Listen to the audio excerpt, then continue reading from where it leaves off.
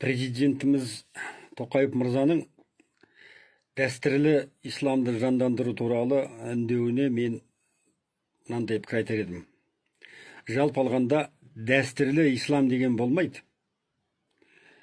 Онда, мысалы үшін Қазақстан жерінде 130 ұлттық этнос тұратын болса, сол 130 түрлі дәстүр бар. Сонда бір исламның төңірегінде енді исламды 130-ға бөлмексіңдер ме? Ол бір мәселе. Екінші мәселе, енді ұлтшылдық одан сайын күшейетін болады.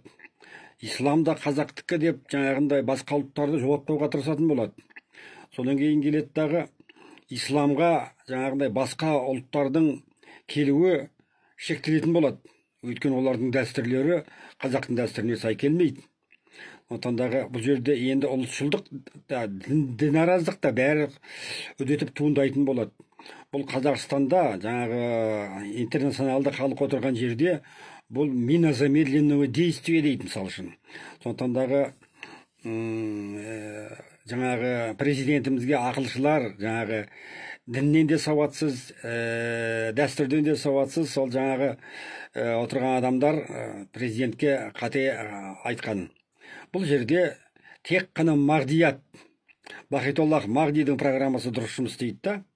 Өйткені Алланың таңдаулы программасы болып есептеледі.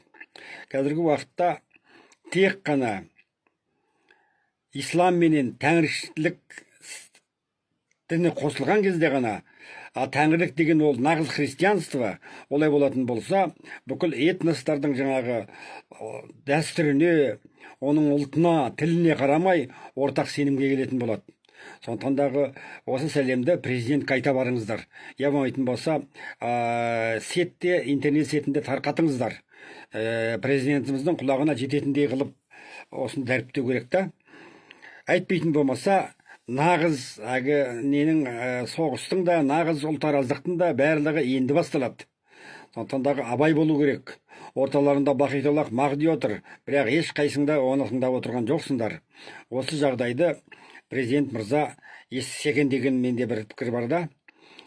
Шашал десе басалады деген секілді, қазір енді мына ислам діні сопылыққа ауыз салып жатыр да, мысалы үшін сопылықты арқа тұтып. Ол да болмайды.